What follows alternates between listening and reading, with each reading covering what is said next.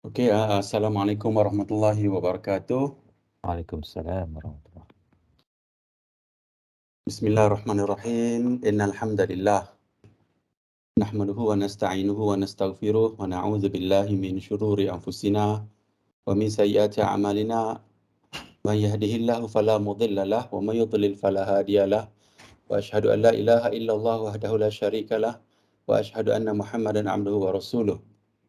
Sekejap ya, saya pause sekejap ya. Sekejap ya.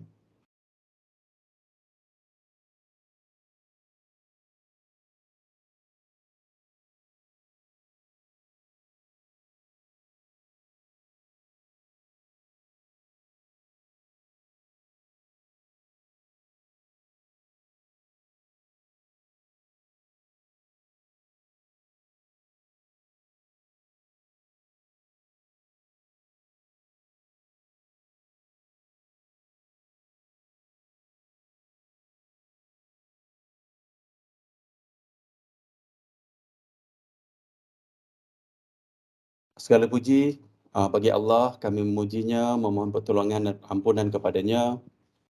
Kami berlindung kepada Allah dari kejahatan diri kami dan teruknya amat perbuatan kami. Barang siapa yang Allah beri petunjuk, maka tidak ada yang dapat menyesatkannya. Dan barang siapa yang Allah sesatkan, maka tidak ada yang dapat memberinya petunjuk. Saya bersaksi bahawa tiada ilah yang berhak diibadahi dengan benar kecuali Allah semata. Tidak ada sekutu baginya, dan saya bersaksi bahawa Nabi Muhammad SAW adalah hamba dan Rasulnya. Ya ayyuhallazina amanu taqullaha haqqa tuqatihi wa la tamutunna illa wa antum muslimun.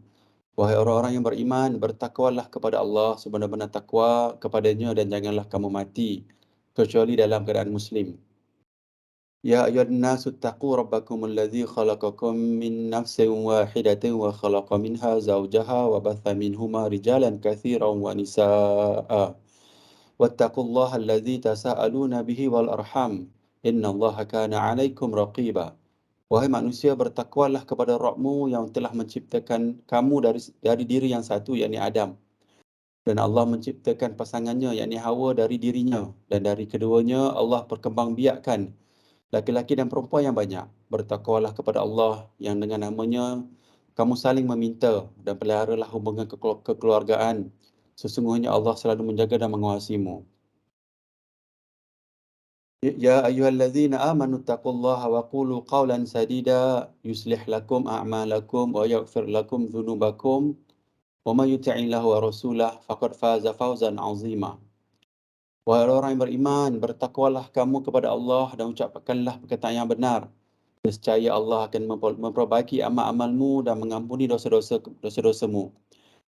Barang siapa mentaati Allah dan Rasulnya, maka sungguh dia menang dengan kemenangan yang agung. Amma ba'du, fa inna asdaqal hadits kitabullah wa khairul hadi hadi Muhammadin sallallahu alaihi wasallam wa syarrul umuri muhdatsatuha wa kullu muhdatsatin bid'ah. Fa in kullu muhdatsatin bid'ah wa kullu bid'atin dhalalah wa kullu dhalalatin finnar. Sesungguhnya sebenar-benar perkataan adalah kitabullah, yakni Al-Quran, dan sebaik-baik petunjuk adalah petunjuk Muhammad sallallahu alaihi wasallam. Yang ini sunnah yang sahih. Seburuk-buruk perkara adalah perkara yang diada-adakan dalam agama. Setiap yang diada-adakan dalam agama adalah bid'ah. Dan setiap bid'ah adalah sesat. Dan setiap kesesatan tempatnya dalam neraka. Hadis sahih yang Nabi sering baca ketika memulakan majlis. InsyaAllah format tazkirah pada minggu ni sama juga. Pendahuluan ni, pendahuluan satu tentang ilmu, nombor dua tentang kematian lah. Untuk kita ingat tentang kematian. Nombor dua hal umum kalau ada, kalau tak ada kita teruskan saja. Ada hadis 40 kita sambung lagi. Kita akan baca 3 hadis ni.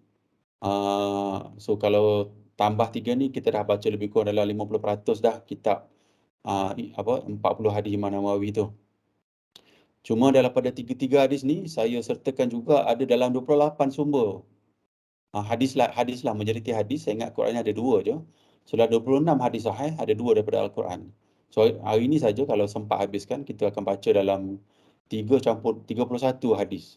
So banyaklah kita boleh dapat manfaat hari ni kan. Daripada banyak baca hadis ni sebenarnya antara manfaat yang banyak adalah kita lebih kenal lah Nabi. Nombor 2 kita baca yang sahih. Nanti kita boleh agak-agak yang sahih dan yang tidak sahih. Dulu masa saya tengah-tengah cari agama kan, saya mentelaah banyak buku-buku kitab-kitab. So, saya baca kitab-kitab yang sahih, saya baca juga kitab yang dhaif, yang palsu. So daripada situ macam seolah-olah boleh sikit lah kalau kita tengok ada hadis, bila kita baca maksud dia tu rasa macam ni macam dhaif, macam palsu. Dan bila kita check, memang palsu.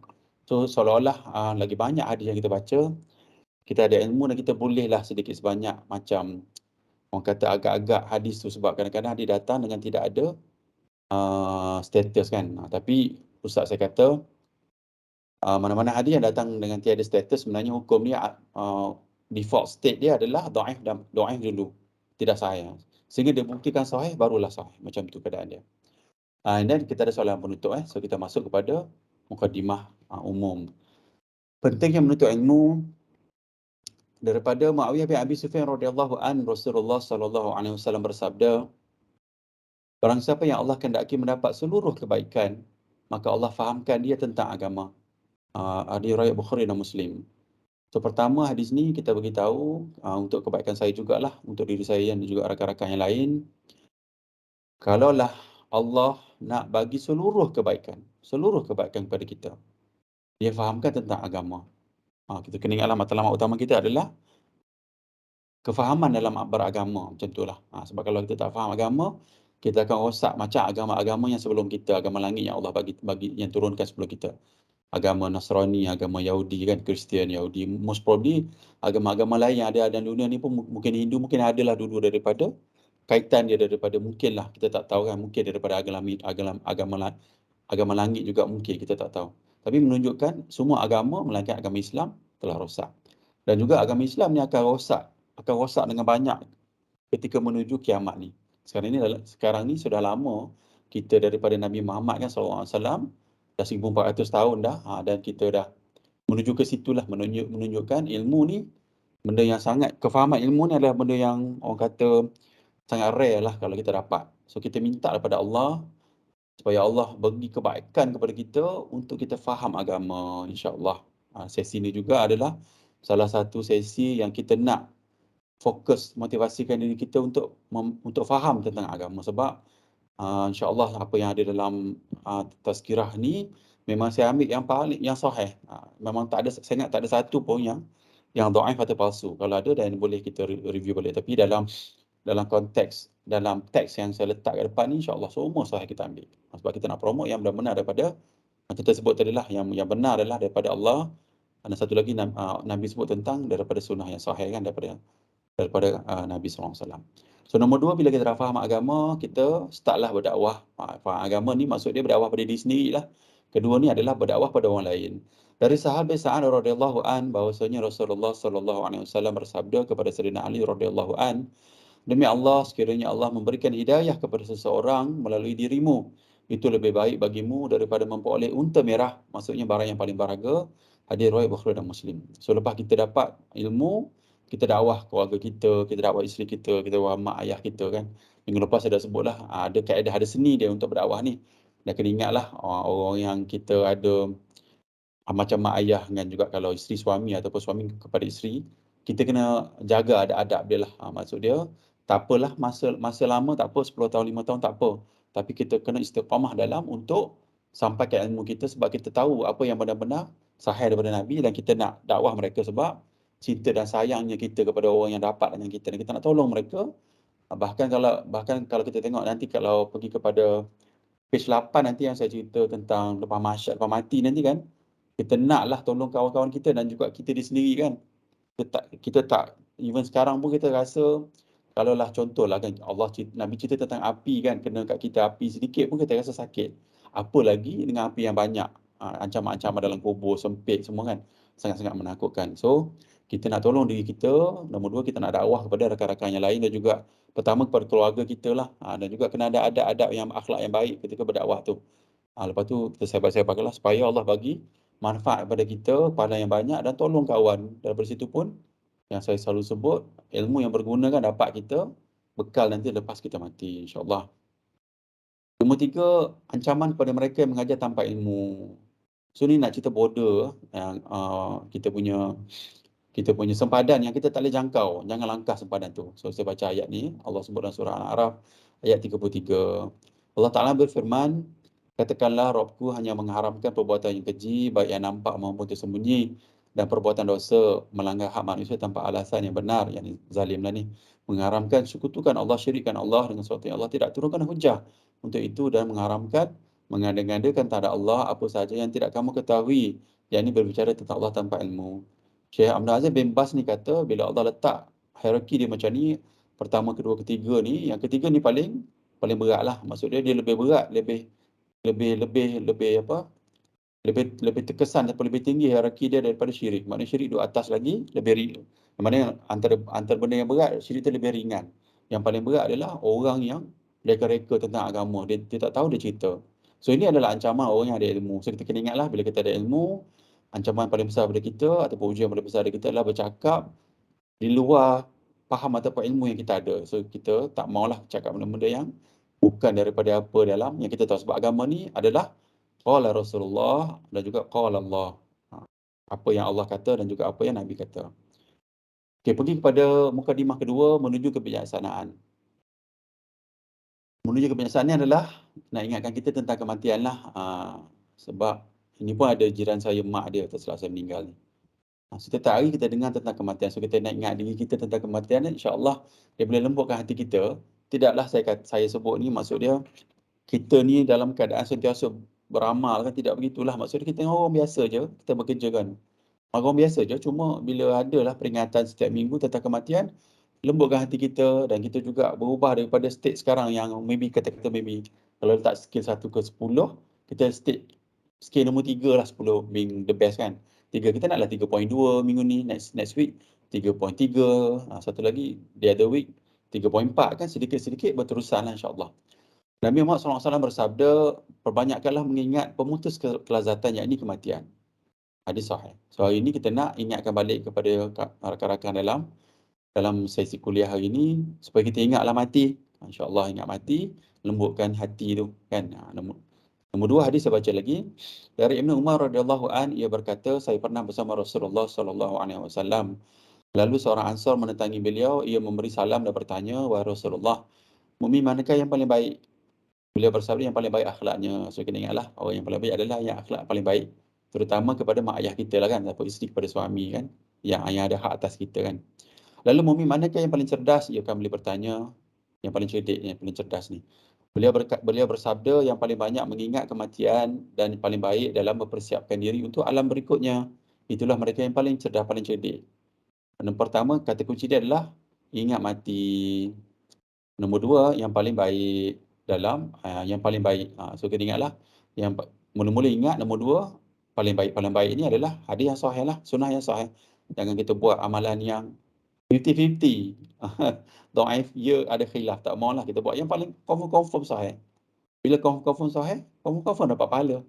Terutama dalam bab akidah kan, tiba-tiba ambil yang 50-50 yang ni khilaf, tok guru saya buat. Tengok masuk mahsyar nanti memang benda tu Allah tak terima. Apa ni akidah pula, Allahu Akbar. Maksud dia, kan ada hadis yang kita baca awal dulu, yang pertama kita buat ni, kan yang Nabi cerita ada orang beramal seluruh hidup dia, nampaklah. Nabi kata sejengkal lagi dia tu, kalau tengok sejengkal masuk syurga lah. Tapi bila meninggal dia masuk neraka. Nabi sebut macam tu kan. Sebab antara yang saya dengar daripada kuliah ustaz saya kata, antaranya adalah sebab orang tu buat syirik. Maybe towards the end of dia punya life tu, ataupun memang dalam nampak pada mata kasar kita ni, dia memang banyak ibadat, tapi sebenarnya sebab benda syirik ni kadang-kadang dia dalam hati je kan. Ibadat dalam hati, dia mungkin minta dengan roh ke apa benda kan. Wali ke pergi kubur, kita tak nampak benda tu. Benda tu syirik. Nampak tapi luaran dia kuatnya ibadat dia. So kita kena ingatlah, maknanya yang paling baik, yang paling sahih. Yang tak sahih tu kita buang. Yang mana ada sama-sama pun kita buang. Macam kita baca hadis sebelum ni kan. Yang ada yang Nabi kata haram jelas, halal jelas.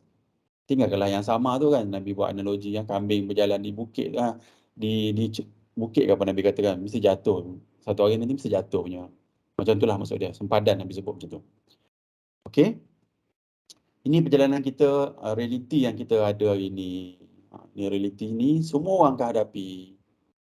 Dan sangat menakutkanlah sebab kehidupan kita ni maybe tak lama. Saya pun dah umur 46, 47 dah ni. Dah ialah kematian yang akan datang sentiasa pada kita. So kita kat sini sekarang ni adalah alam dunia, kita dah lalui alam roh dan alam kandungan.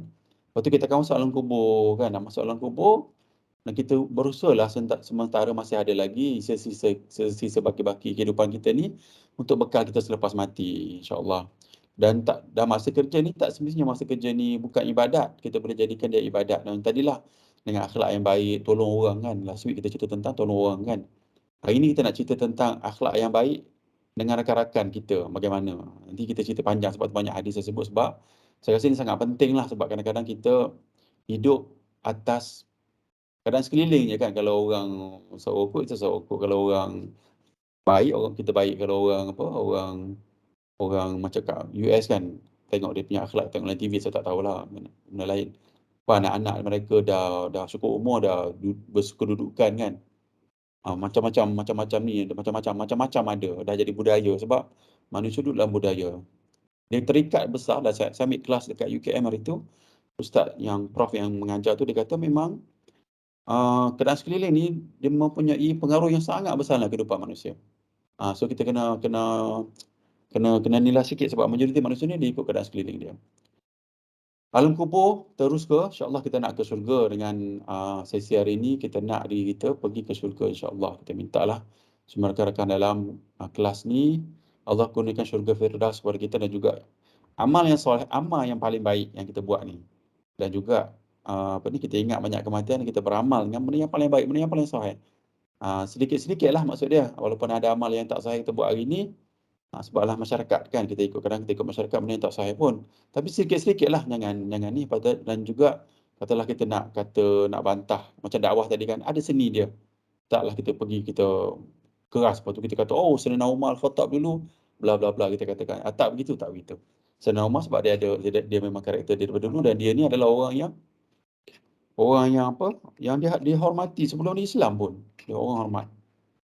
Saya tengok masa saya dengar MP3 kuliah daripada arwah ni Aziz tentang Umar Al-Khattab. Keluarlah air mata kan masa dia cerita tu, sebab dia kata masa Umar yang antara orang yang tolong Nabi, yang kata yang protect Nabi masa awal-awal dulu. Lepas tu baru taklah, maknanya keadaan Nabi dah sangat teruk. Masa Umar ada tu teruk jugalah, tapi kurang sikit teruk tu. Mana antara Umar lah orang, sebab orang respect, orang takut dia. Macam itulah maksud dia. Kita tak boleh lah nak letak diri kita, kita nak terus bantai sebab Umar, tak boleh lah. Kalau nak pergilah Abu Bakar kan lembut kan dia punya karakter dia. Abu Bakar ni Nabi kata ibaratkan seperti Nabi Ibrahim. Sayyidina Umar ni Nabi sebut dalam hadis yang sahih, Nabi kata seperti Nabi Musa alaihissalam, perangai mereka lah. Okey, kita masuk dalam hadis 40 ni. Sebelum tu tak ada hal umum.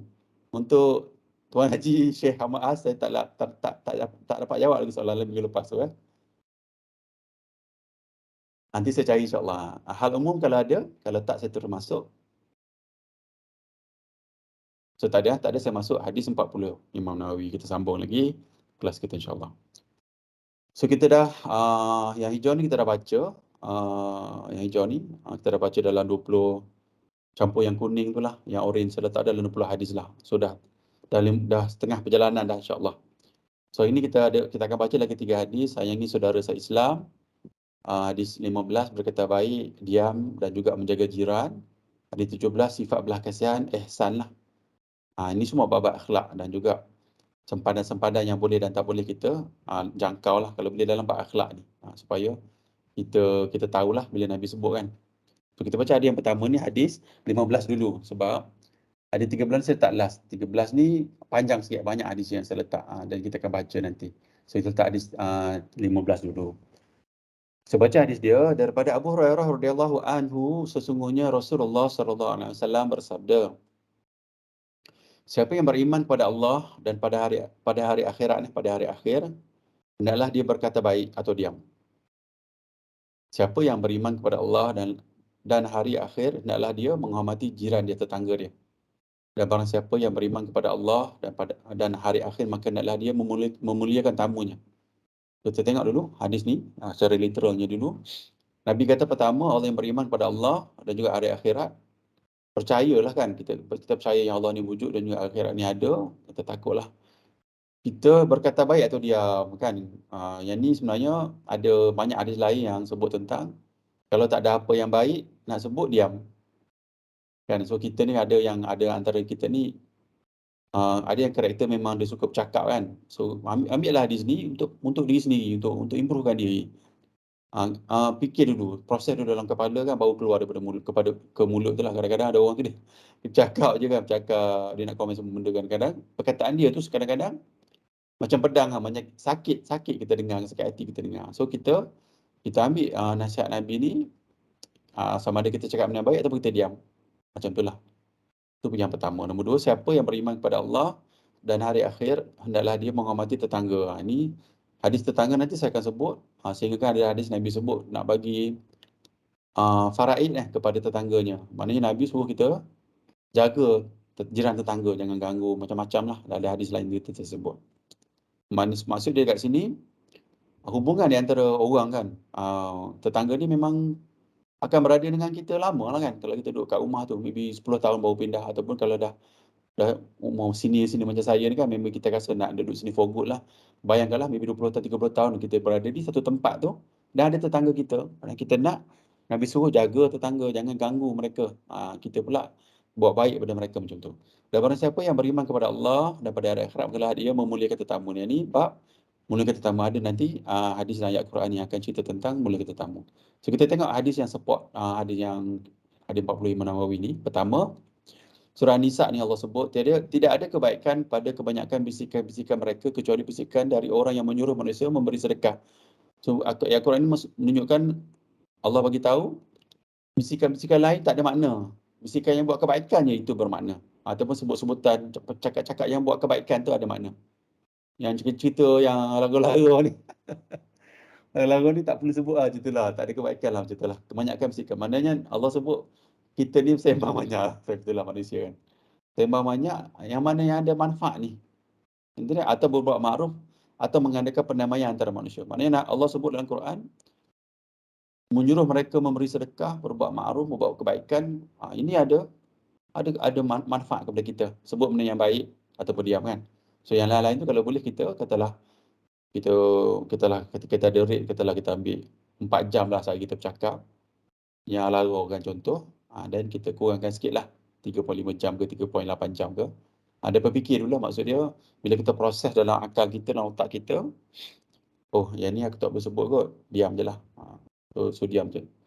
So, Nabi sarankan macam tu supaya kita tak bahaya lidah ni sebenarnya. So kita baca ayat hadis kedua. Dari Sahal bin Sa'ad radhiyallahu anhu, Rasulullah SAW bersabda,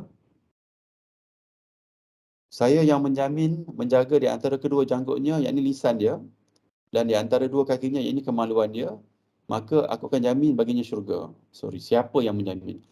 Maksud Nabi sebut sini, siapa yang jaga mulut dia, perkataan dia, dan juga kemaluan dia lah. So kita fokus yang atas ni. Nabi kata dia bagi syurga. Sebab banyak dosa berlaku antara dua ni lah. Dan kita yang nak fokus ni adalah cakap mulut kita, kan, sebab kerja kita pun memang nak meeting sekarang dengan bercakap je, kan. So kena jagalah lisan dia. So kita refer pada hadis yang kita baca tadi, Nabi kata berkata baik ataupun diam. So kena jaga mulut lah. So kita baca hadis lain lagi daripada Abu Hurairah radhiyallahu anhu, ia berkata, ada seorang bertanya kepada Rasulullah sallallahu alaihi wasallam, wahai Rasulullah, si fulanah sering melaksanakan solat di tengah malam dan berpuasa sunnah di siang hari. Hadis ini sangat penting. Ini antara hadis yang besar yang saya peganglah dalam hidup saya. Saya jadikan hadis ini sebagai boundary lah, supaya saya sendiri dapat tahu mana boleh, mana tak boleh lah. So kita pun kalau boleh, saya nak promote lah hadis ni kepada rakan-rakan yang lain, supaya ambil lah dia ni, garap dia, letak dalam hati betul-betul. Cuba sikit-sikit sedaya upayalah untuk realisasikan, faham by heart hadis ni. Dia juga berbuat baik dan bersedekah. So Nabi kata ada seorang wanita ni selalu solat di tengah malam. Sangat dia berpuasa sunnah di siang hari. Banyaklah baik ibadat dia. Dia juga berbuat baik dan bersedekah. Baik ni, bagus ni. Tapi lidahnya sering mengganggu tetangganya. Mulut dia pula duk cerita, dia tak elok. Ganggu tetangga dia. Lidah ni tak semestinya lidah lah. Perbuatan dia pun boleh juga yang ganggu tetangganya, kan. Tapi dalam hadis ni Nabi sebut specifically, lidahnya sering ganggu tetangganya. Rasulullah SAW menjawab, tidak ada kebaikan dalam dirinya dan dia adalah penduduk neraka. Nampak Nabi kata, walaupun orang tu kuat ibadat, tapi dia ganggu jiran dia, Nabi kata, "Oh, duduk dalam neraka." Sangat menakutkan ni, bila saya baca hadis ni, saya sangat takut. Sebab yelah, kita duduk berjiran kan, ada kadang kita lupa kan buka lagu kuat-kuat ke, start motor kuat-kuat ke, yang motor bunyi bising tu, ataupun apa-apalah kan yang berlaku kat diri kita ni kan, yang ganggu jiran ni kan. Maybe macam-macam lah boleh berlaku. Nak sekarang ni rumah kita kan rapat-rapat kan. Nabi kata tak ada kebaikan dari dirinya dan dia adalah penuh neraka. Nampak orang ni adalah orang yang kalau kita nampak pada fizikal dia, nampak alim, nampak warak lah. Maybe selalu pergi masjid kan, nampak lah zuhud, tunduk, berjalan, tapi dia ganggu jiran dia. Nabi kata tak ada kebaikan dalam diri dia. Nabi kata dia penduduk neraka. Macam tu Nabi sebut. Para sahabat lalu berkata, terdapat wanita lain, dia hanya melakukan solat fardu dan bersedekah dengan gandum, namun tidak mengganggu jirannya. Dia kata, tapi tak ganggu orang. Dia buat hal dia lah, tak ganggu orang. Nabi bersabda, dia adalah penduduk syurga. Nabi kata. Ini hadis. So Nabi kata daripada hadis ni, ibadat banyak mana pun kalau ganggu orang, dosa macam saya sebut sebelum ni lah. Bila ada interaksi dengan orang, dosa dan pahala tu dia jadi multiplier effect.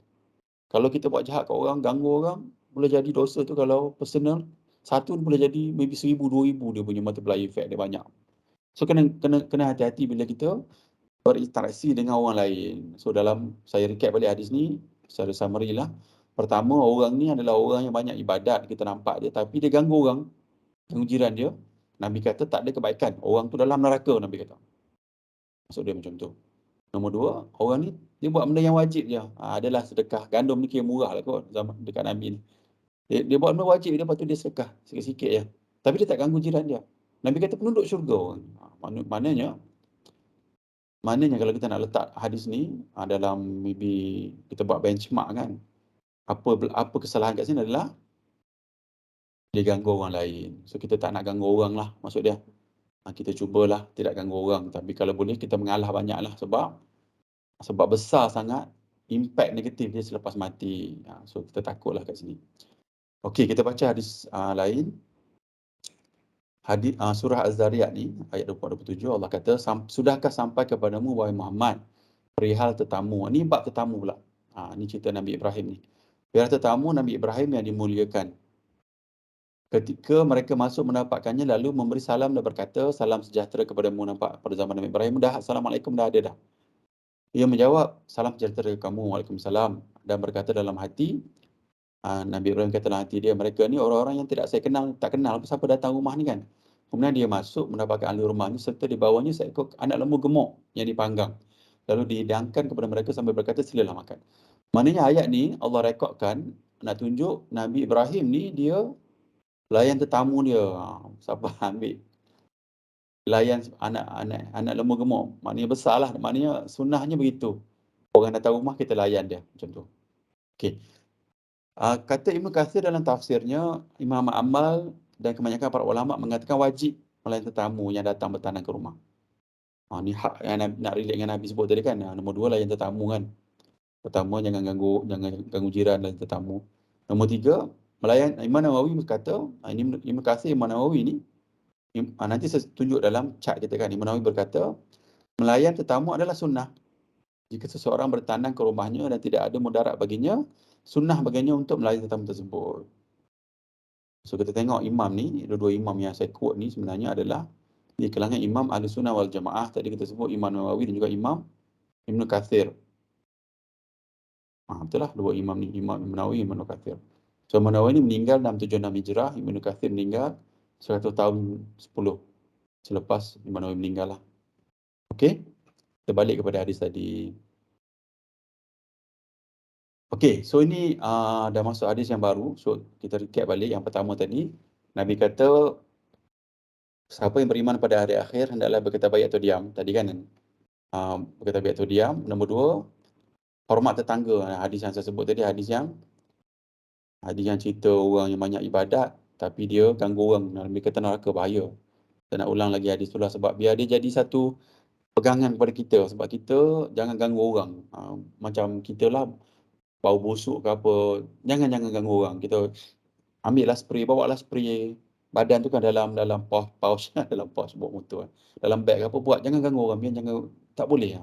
Kalau kita busuk lagi tempat lain, kalau boleh macam tu. Sebab takut sangat apa yang Nabi sebut tadi. Kita ni fokus banyak pada ibadat kan selalunya, tapi hubungan antara orang ni kena jaga, sangat-sangat kena jaga. Sebab Nabi sebut orang yang ganggu orang ni, neraka tempat dia. Nombor 3, muliakan tetamu. So kita baca hadis yang nombor 2 ni.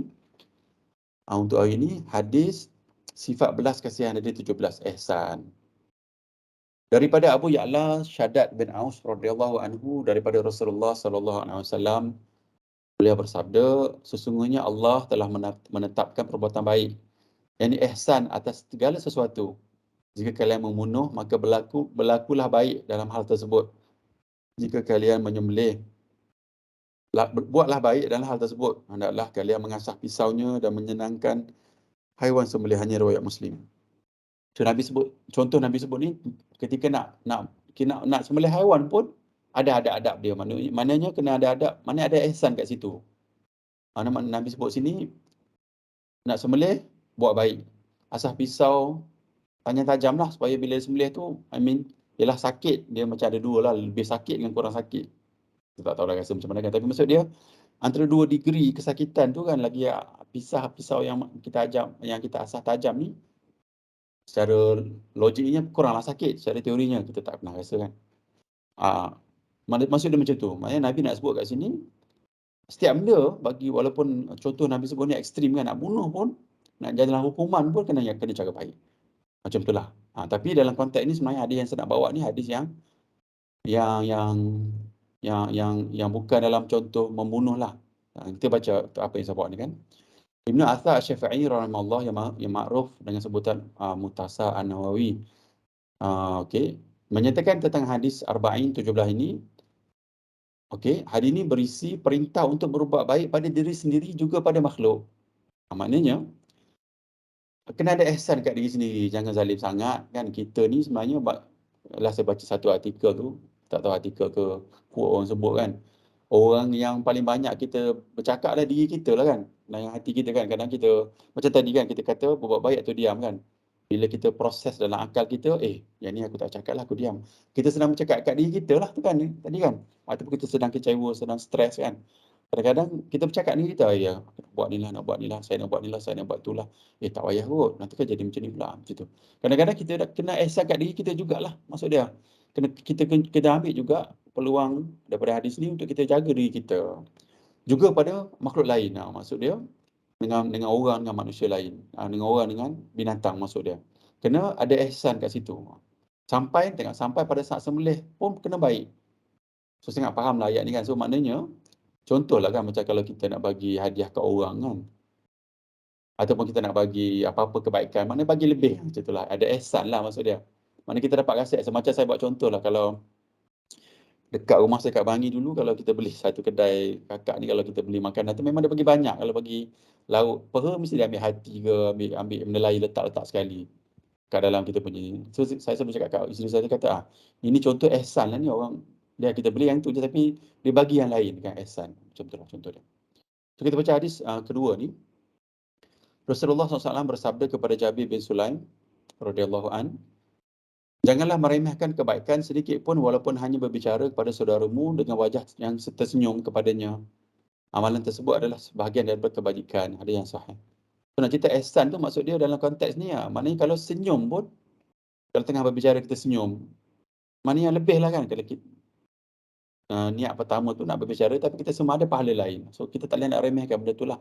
So kita buatlah, maknanya ihsan yang lebih lah dalam ketika kita berinteraksi dengan kawan-kawan yang lain. Okey, ada 2 je saya bawa ni, yang hadis 17 ni. Saya ingat boleh faham lah kan. Summary dia sebenarnya ni, kalau kita nak buat apa-apa saja, termasuk nak bunuh binatang ni, fikir sejenak, fikirlah, takkan nak buat setakat cukup syarat je kan, buatlah ada ihsan, ada lebih sikit. Katalah kita nak sedekah. Ada contoh dah saya bagi, maybe tak nak kata fikir RM10, tengok misalnya aku bagi RM2, RM1 je kat orang yang datang kat kedai-kedai ni kan, ataupun nampak dia duduk dekat bawah dekat koridor orang lalu lalang tu kan, dah jual makanan kan, bagilah 50, ihsan lah. Ataupun bagilah 30 kan. Maksud dia macam tu lah, maknanya ihsan lah kita bagi, nampak kasihan kat dia, tengok Allah dah tua dah, di ni bulan puasa pula kan, lepas tu Bayangkanlah kehidupan ni macam tu kan, kita tak tahulah. Janganlah letak benda yang negatif sangat kan, kita kata kita tengok pada zahir dia, tak payahlah fikir yang dia ni, mungkin dia nak tipu kita, tak payah fikirlah. Itu urusan dengan Allah. Kita nak biar pahala kita berterusan ni, kalau kita fikir tak sedekahlah kita kan. So bagilah lebih sikit kan. Selup poket tu bagi lebih sikit. Macam itulah. Sebiar ada ihsan. Terutama kalau mak ayah kita lagilah kita nak ihsan lebih kan. Macam itulah biar ataupun isteri suami kita kan yang rapat dengan kita, anak-anak kita. Bagilah ihsan lebih, kan jangan cukup syarat je. Bagilah lebih ihsan tu. Okey. Kita pergi kepada hadis, dia ni panjang. So kalau tengok hadis ni masih ada lagi 9:36. Saya bawa banyak hadis kat sini sebab saya nak tekan kat sini lah kat sini. Cerita ni sebab cerita ni tentang akhlak. Okey, saya baca hadis dia supaya kita dapatlah manfaat daripada hadis ni. 13 sayangi saudara se-Islam. Sebab kita interaksi dengan kawan-kawan kita setiap hari kan. Dan hari ni saya panjangkan sikit supaya kita dapatlah manfaat dia. Manfaat ni daripada kaedah Nabi maksud dia. Bukan manfaat daripada kaedah kita baca buku lain-lain yang kita rasa logiknya macam ni, tak. Ini daripada apa yang Nabi beritahu, daripada Nabi dapat pun daripada Jibril, malaikat Jibril alaihi salam, daripada Allah Taala kan. So kita baca hadis dia. Dari Abu Hamzah Anas bin Malik radhiyallahu anhu, pembantu Rasulullah sallallahu alaihi wasallam, dari Rasulullah sallallahu alaihi wasallam, beliau bersabda, tidak beriman salah seorang di antara kamu sehingga dia menyintai untuk saudaranya apa yang dia cintai untuk diri sendiri. Ada riwayat Bukhari dan Muslim. So, Imam Nawawi letak hadis ni dalam hadis 40, maknanya besarlah maksud dia. Impact dia sangat besar kepada Muslim kita ni. Kita faham secara teori je kan. Kita kata baca hadis secara teori, alah kita kena sayang rakan semuslim. Tapi dari segi praktikalnya kita tak tahu macam mana nak buat kan. So kita nak baca hadis-hadis lain yang boleh support hadis ni supaya kita dapatlah sedikit gambaran bagaimana. Okey, kita baca hadis-hadis lain, kita baca. Pertama, panjang ni. Dari Safwan bin Abdullah bin Safwan, isterinya adalah Ar-Darda binti Abid Darda. Beliau berkata, saya tiba di negeri Syam, kemudian saya bertemu dengan Ummu Darda, ibu mentua Safwan, di rumah. Namun saya tidak bertemu dengan Abu Darda, bapa mentua Safwan. Ummu Darda berkata, apakah engkau ingin berhaji tahun ini? Safwan berkata, ya. Ummu Darda pun mengatakan, kalau begitu doakanlah kebaikan kepadaku, kerana Nabi SAW pernah bersabda. Ini dia cerita, dia suruh doa dan dia cerita tentang lah kepada rakan dia tadi. Sesungguhnya doa Muslim kepada saudaranya sesungguhnya doa seorang Muslim kepada saudaranya di saat ketika saudaranya tidak mengetahuinya adalah doa yang mustajab. Besar ni. Kan nak relate pada hadis yang pertama ni. Sebab rakan kita tu adalah, kita cinta kat rakan kita tu. So Nabi beritahu, Nabi suruh kita doa kawan kita tak bagi tahu pun kat dia. Dan doa tu adalah mustajab. Di sisi orang yang mendoakan saudaranya, ini ada malaikat yang bertugas mengaminkan doanya. Maknanya bila kita doa kat kawan kita, tak bagi tahu dia lah kan. Apa tu, ada malaikat yang aminkan doa kita tu. Sebab malaikat adalah makhluk yang rapat dekat dengan Allah. Kan? Tak ada dosa pun. Tak kala dia mendoakan saudaranya dengan kebaikan, malaikat tersebut pun akan berkata, amin. Engkau akan mendapatkan semisal dengan saudaramu tadi. Maknanya malaikat pun akan doa juga untuk kita. Semisal. Maknanya sebagaimana yang kita doa. Maksud dia mungkin exact perkataan yang kita doa ataupun mungkin kebaikan yang sama berat yang kita dapat. So, jangan saya baca habis dulu. Safwan pun berkata, saya pun bertemu Abu Darda di pasar. Lalu Abu Darda mengatakan sebagaimana isterinya tadi. Abu Darda mengatakan bahawa dia menukilkan dari Nabi SAW. So dekat sini sebenarnya saya nak sebut sikit lah. Kita amalkan diri kita dengan, sebab saya rasa kita ni kadang-kadang tak sebut pun nama kawan kita kan. Kadang-kadang ialah sebab hubungan antara orang ni kan. Sebab hati kita ni. Kadang-kadang kita rasa walaupun orang tu ialah orang yang zalimi kita ke apa, kita tengok mungkin ada kita rasa adalah kot dengki. Kita dah baca minggu lepas kan yang dengki semua tu ada benda. Kita tak doa untuk dia kan. Kita payah nak doa. So kita cubalah hari ni. Kita doa kepada rakan kita cubalah praktis. Tak apalah orang yang zalimi kita doalah kat dia kan. Tak apalah. Buatlah. Sebab apa? Manfaat ni untuk kita juga kan. Allahu Akbar. Dan juga Nabi kata, mustajab kan. Kalau orang tanya, kalau kita doa ni, kita kata ya ke? Tak dapat kot. Dan tak berimanlah kita dengan hadis ni. So Nabi kata mustajab doa ni. So kita ambil satu step hari ni untuk kita doa rakan-rakan kita. InsyaAllah kita doa rakan-rakan kita. Tak payah beritahu dia lah. Kadang-kadang kita kan nak juga orang tahu kita doa. Atau SS insya-Allah saya doa, insya-Allah saya doakan. Tak apalah yang doa-doa sebut tu tak apa, tapi yang lain yang kita tak sebut tu jangan beritahu dia lah. Kita doa kat belakang, kat belakang. Sebab manfaat dia, dia pun dapat manfaat. Tak apalah kawan kita tak tahu pun. Sebab kita cinta dia sebagaimana kita cinta diri kita, kita nak cinta diri kita ni sebagaimana kita cinta kat orang tu. Nabi nak suruh konsep tu ada dalam jiwa manusia ni, jiwa Muslim. Kalau kita cinta diri kita ni sebagaimana kita cinta rakan kita, Allah, bahagialah kan rasa. Kita jumpa sahabat kita, doa bagi duit, bagi makan, bagi hadiah. Dia pun datang bagi hadiah. Kan nampak mesra tu kan, nampak bagus kat situ kan. Tapi tak begitulah. Maknanya bila Nabi sebut ni, bila Imam Nawawi letak dalam hadis ni, maksud dia, benda yang kita nak capai lah. Mana tak capai lagi, kita nak capai. Ada orang dah capai tapi masih jauh perjalanan lah insyaAllah. Kita cubalah ambil hadis ni untuk kita amalkan. Okay, baca hadis lain 20 ni, 20 minit lagi. Page 20, daripada Abdullah bin Ammar, beliau berkata, seorang mengatakan, Ya Allah, Ya Allah ampunilah aku dan Muhammad saja. Ini orang Badui rasanya ni, ada kes yang rasanya dia kencing dekat masjid, lepas tu orang sahabat-sahabat Nabi lah marah dia. Lepas tu dia pun Nabi ambil air suruh jirus. Lepas tu dia jawab, dia kata benda ni. Dia kata, Ya Allah ampunilah aku dan Muhammad je. Dia kata, ampunilah saya dengan Muhammad saja. Nabi Muhammad je dia kata. Rasulullah SAW lantas bersabda, sungguh engkau telah menyempitkan doamu dari doa kepada banyak orang. Maksud dia, maksud Nabi suruh doa banyak lah, janganlah. Sebab ini berlaku kat kita kan, macam saya sebut tadi kan. Bila kita benci kat orang tu kan, kata-kata orang ni tegur dia dengan cara kasar kan. Yelah, dia pun buat benda yang pelik, dia kencing dalam masjid. Sahabat tegur lah, apa ni kan. Tempat solat kot kan. Kita pun memang macam tu juga. Lepas tu dia kata, Nabi je tak marah kat saya. Ya Allah, saya doa untuk Nabi je dengan saya. Macam tu dia kata macam tu. Tapi Nabi kata, tak apalah, sempit sangat doa. Kita doa untuk semua orang lah. Dalam konteks Nabi nak suruh manusia ni, dia ni, untuk cintalah Muslim yang lain. Dan kita pun ambil juga daripada hadis ni, ialah ada orang sakiti kita, ada orang yang buat macam-macam lah kat kita kan. Orang yang dia buat tu pun, dia pun, ialah pada keadaan dia lah kan. Kita marahlah kat dia, tapi kita cuba besarkan hati kita untuk kita, kalau kita doa dia sekali insyaAllah untuk kebaikan dia, insyaAllah. Dan bila kita buat macam tu, hati kita pun terdidik menuju hadis yang Nabi sebut, yang hadis 40 tadi. Kita baca hadis yang lain. Dari Abdullah bin Amr bin As radhiyallahu anhuma, Rasulullah SAW bersabda, orang siapa ingin dijauhkan dari neraka dan masuk dalam syurga, hendaklah dia ketika ia mati dalam keadaan beriman kepada Allah, dan hendaklah dia berperilaku kepada manusia lain sebagaimana dia senang diperlakukan orang lain. Sama je mesej yang Nabi nak sebut ni kan, pada soal. Kita nak orang lain kita baik, kita layan orang baik lah kan. Kita tak nak orang bising, kita janganlah bising kat rumah kan.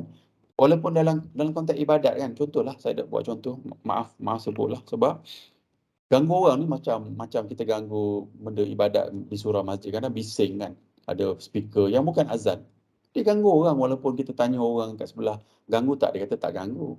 Memanglah tak ganggu, sebab dia takut, dia pun tak faham agama kan.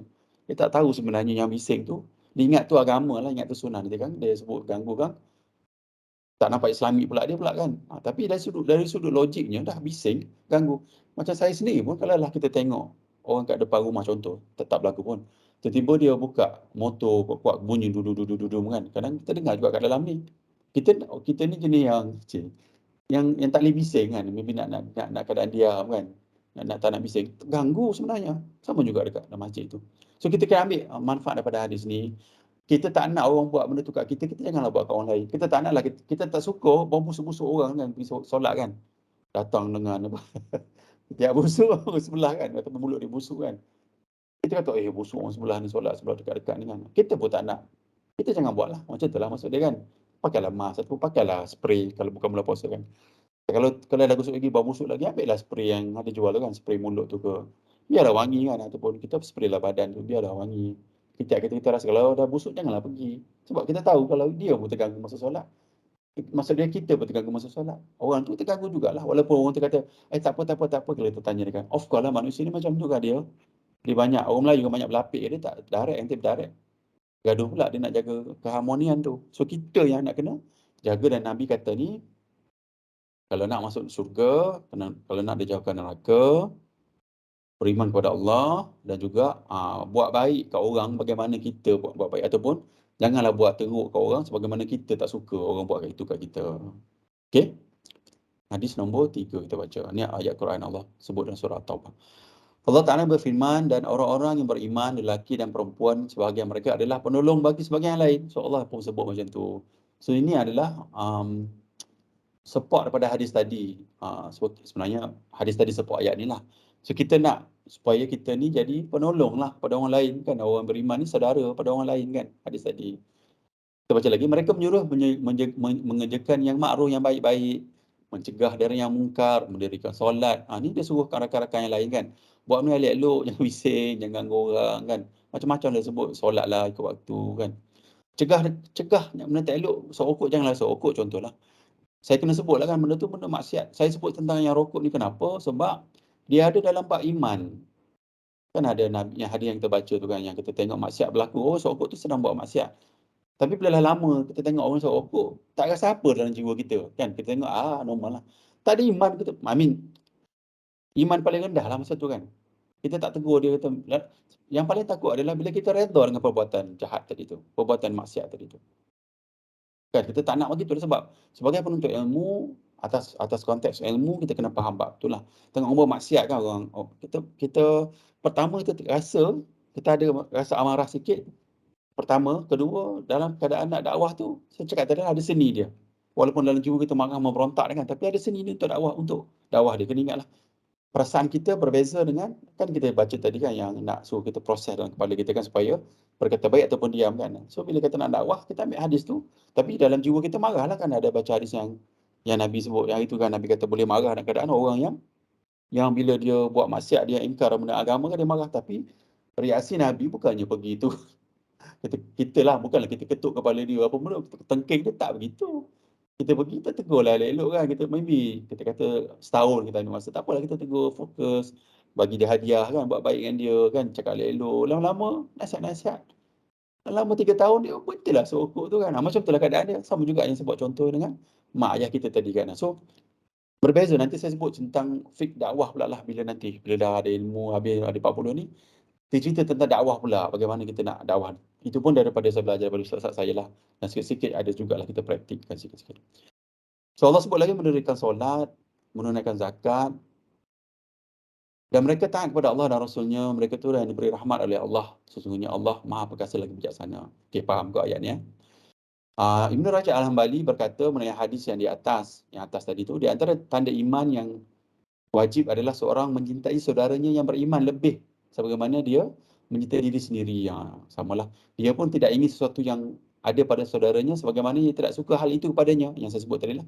Jika cinta semacam ini lepas, maka berkuranglah iman. Maksudnya kalau kita tak cinta rakan kita tadi tu, kuranglah iman kita ni.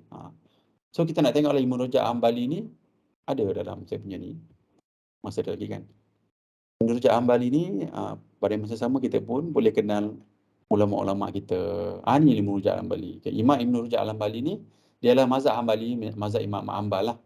Mazhab Imam Hanbal lah. Dia meninggal pada tahun 795 Hijrah. So salah seorang imam Ahlussunnah wal Jamaah. Okey, kita pergi lagi yang hadis di bawah ni pula. Rasulullah SAW bersabda, Rasulullah SAW tanpa rasa malu membantu pekerjaan isterinya. Aisyah pernah ditanya tentang apa yang dikerjakan Nabi SAW ketika berada di rumah. Lalu Aisyah menjawab, beliau selalu membantu pekerjaan keluarganya dan jika datang waktu solat, maka beliau keluar untuk melaksanakan solat. So nak relate dengan hadis tadi yang tadilah cinta kepada rakan dia lah. Isteri dia lagilah dia cinta kan. Lagilah dia nak supaya sama. Dia nak dia cinta isteri dia kan. So isteri dia buat kerja rumah, dia bantu. Ini sebagai motivasi jugalah kepada kita kan, terutama saya lah kan, kita nak lah, kita cubalah buat tolonglah, maksudnya dalam konteks nak tolong ni orang yang paling rapat dengan kita ni, kita tolong, bantulah dia. So kita tengok Nabi, akhlak dia, Aisyah kata Nabi bantu kerja kat rumah, bantu pekerjaan isteri dia. Lepas tu kalau waktu solat dia keluar solat lah, macam tu. Baca hadis lain yang lagi. Ni hadis riwayat Bukhari dan Muslim dan juga Imam Hanbal. Diriwayatkan daripada Ibnu Umar, beliau berkata Rasulullah SAW bersabda, seorang Muslim itu adalah saudara kepada Muslim yang lain. Oleh itu, jangan zalimi dan remehkan dan juga jangan pula menyakitinya. So Nabi kata, sebab Muslim, kawan-kawan kita ni adalah saudara kita. Jangan zalim dia, jangan buat zalim dia, jangan remehkan dia, jangan buat malu dia. Dan jangan pula sakiti dia, kita tak maulah. Kan? Sebab kalau kita cinta, kalau kita cinta diri kita sendiri, nak kita cinta. Kita nak juga ikut hadis tadi, nak juga kita cinta rakan kita tu, maknanya kita pun tak suka orang remehkan kita kan. Kita pun tak suka orang sakiti kita kan. Dan orang ni berbeza-beza, ada yang introvert, extrovert, macam-macam kan. Ada orang yang cepat terasa hati, ada yang kurang kurang terasa hati. Cuma kita kena jagalah benda ni, kita tak mau. Kan kita tak mau, kita kena faham situational pun. Kita nak kena jaga sikit. Sebab kadang-kadang, sebab tu Nabi kata tadi, dia asal tadi tu, kurang bercakap kan, diam ataupun kata baik. Sebab kadang-kadang perkataan yang tak sepatutnya kita sebut tu, boleh sakiti orang ni, boleh rasa remeh orang ni. Mungkin dia faham lain apa yang kita sebut tu kan. Cuma kita ambil manfaat ni supaya kita tak cakap banyak lah. Maknanya kalau tak ada benda yang baik, kita diam. Ataupun benda yang baik kita sebut lah. So kita baca hadis muttafaqun alaih ni, hadis riwayat Bukhari Muslim lain. Anas radhiyallahu an berkata Rasulullah SAW bersabda, jangan memutus hubungan dan jangan belakang membelakangi dan jangan benci membenci dan jangan hasut menghasut dan jagalah kamu hamba Allah sebagai saudara dan tidak dihalalkan bagi seorang Muslim memboikot saudaranya selama lebih 3 hari. So, saya ingat boleh faham kot hadis ni. So Nabi kata, jangan benci, jangan hasad dengki, jadilah sebagai saudara, Nabi kata, dan janganlah kita bergaduh lebih 3 hari lah. Macam tu. Okey? Ni Nabi sebut lagi lah, jangan putus-putus hubungan, jangan bergaduh lah ni. Jangan belakang ni semua gaduh lah ni. Bila kita dah marah-marah kan. Okey. Sebaca hadis lain, kita dah 8 minit lagi. Telah menceritakan kepada kami Abu Muawiyah dari Ibnu Abu Laila dan riwayat lain, dan telah menceritakan kepada kami Sufyan bin Waqi'. Kita baca hadis dia. Rasulullah SAW bersabda, siapa yang tidak bersyukur kepada manusia, berarti dia belum bersyukur kepada Allah. Maknanya kalau kita tak berterima kasih kepada manusia, kita tak berterima kasih kepada Allah lah. Kalau lah ada apa-apa yang orang bagi kan, kita cubalah. Terima kasih, cakap sebutlah. Dengan staff kita ke, dengan bos kita ke, terima kasih. Setiap sebut sebab apa? Kita nak amal hadis ni. Ni juga dalam konteks tadi lah. Sebab kita cinta kat dia kan. Kita tak nak sakiti dia, kita nak orang, dia rasa being appreciated lah. Kita cakap lah, terima kasih macam tu. Okey, laju sikit. Nabi bersabda lagi, SAW bersabda, sesungguhnya orang mukmin yang satu dengan yang lain seperti bangunan yang sebahagian menguatkan sebahagian yang lain. So kita ni macam kita solat jemaah lah. Dan Nabi menggabungkan jari tangannya. Maknanya setiap muslim, sebab dah kalau dah bersaudara, memang ukhuwah kena kuat lah kan. Tapi saya rasa belum lah. Kat Malaysia ni saya ingat kan, even kita ni belum macam tu. Kita pun, saya ingat daripada pengalaman saya lah, saya rasa kita ni lebih kepada diri sendiri dulu lah. Masih lagi belum dalam konteks ukhuwah sebagai satu kelompok yang besar lah kalau tengok sekarang ni. Tapi kita cubalah ke arah tu ya, insyaAllah. Baca hadis ini, Nabi SAW bersabda, barang siapa tidak menyayangi, maka tidak akan disayangi. Nabi kata, orang yang tak sayang, dia tidak disayangi. Adalah hadis lain tapi saya tak sebutlah tentang hadis ni. Okey, kita baca hadis lain lagi. Daripada Abu Hurairah radhiyallahu anhu, dia berkata bahawa Rasulullah SAW bersabda, hak seorang Muslim terhadap sesama Muslim itu ada 6. Pertama, jika anda bertemu dengannya, maka ucaplah salam. Okay, salam ni sangat penting. Ni pun sama Nabi sebut tentang salam. Sebab salam ni kita doakan kepada rakan kita kan. Seolah-olah kalau kita nak doa, kita kata, semoga Allah beri kebaikan kepada Tuhan. Kita rendahkan diri kita tau. Sebab kita sedang potong ego kita tu. Kita sedang kikis ego kita. Sebab itulah kalau boleh kita beri salam. Sebab salam ni, kalau lah orang tu faham maksud salam kan. Kita dengar orang bagi salam, Allah sukanya. Orang doakan kebaikan untuk kita kot. Kan? Berapa ramai orang nak doakan kita kan. Kita selalu suruh orang, tolong doakan saya, tolong doakan saya kan. Ini orang tu volunteer datang. Assalamualaikum warahmatullahi. Allah sukanya. Orang doa untuk kita. Allah. Waalaikumsalam warahmatullahi. Maksud dia kan, kalau kita faham dalam konteks lah. So kita ni faham maksud salam dan kita nak kita bagi salam. Nombor 2, jika anda dia undang, penuhi undangannya. Jika dia meminta nasihat, bagi nasihat. Jika dia bersih, baca alhamdulillah, maka doakan dengan yarhamkallah. Jika dia sakit, maka tengok dia, jenguk dia. Jika dia meninggal, hantarlah jenazah dia. Okey, saya baca hadis lain lagi ada 5 minit lagi. InsyaAllah kita stop lah sebelum ke 10. Anas radhiyallahu anhu berkata, sungguh Nabi Muhammad SAW biasa berkunjung ke rumah ke orang-orang Ansar lah, dekat dengan orang Ansar. Lantas beliau memberi salam kepada anak kecil mereka dan mengusap kepala mereka. Nampak? Nabi jumpa, Nabi usap kepala, Nabi bagi salam. Kan Nabi doakan kebaikan kepada orang tu. Kita baca lagi hadis. Okey. Aisyah radhiyallahu anha berkata, menyatakan Rasulullah SAW biasa menerima hadiah dan biasa pula membalasnya. Okey, ni dalam konteks yang tadilah kan, beri kebaikan kepada orang. Nabi biasa terima hadiah dan dia biasa bagi hadiah. So kita nak biasakan bagi hadiah kat kawan-kawan kita lah, rakan-rakan kita. Isteri kita terutamanya kan, mak ayah kita lagi lah sebab dekat dengan kita. Daripada Abdullah bin Bush radhiyallahu anhu, Rasulullah SAW bersabda, maybe salah ni kot. Rasulullah SAW menerima hadiah dan tidak menerima sedekah. Maknanya dia terima hadiah lah kat sini. Saya baca hadis lain lagi ya. Nabi SAW sebutkan kepada para wanita, wahai para wanita muslimah, tetaplah memberi hadiah pada tetangga walaupun hanya kaki kambing yang diberi. Maksudnya Nabi sarankan untuk bagi hadiah, bagi sedekah, bagi barang kita ke orang lah. Dalam konteks tadilah supaya timbulnya rasa sayang tadi tu. Semai rasa sayang sesama muslimin muslimah tadi tu kan. So kita jadikanlah ni sebagai kebiasaan kita lah bagi hadiah kan. Seronok terima hadiah kawan-kawan ni. Kan kita rasa betul tak? Rasa seronok. Pertama kita rasa dia ingat kat saya lah kan. Even kita terima WhatsApp pun daripada kawan kita, tapi bukan WhatsApp yang orang forward tu kan, yang standard ni perkataan dia kan. Kita rasa, saya pun dapat terima satu WhatsApp daripada kawan saya di Sarawak.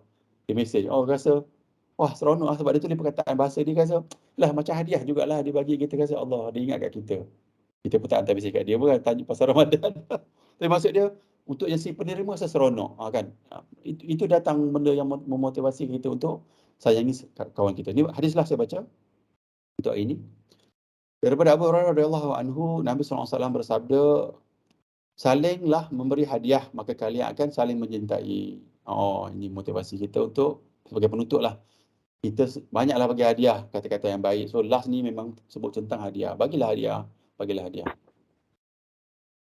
Okey, ada 3 minit ni. Maybe saya tengok ada soalan tu. Sekejap dalam page 25 ni ada lagi banyak, boleh bacalah.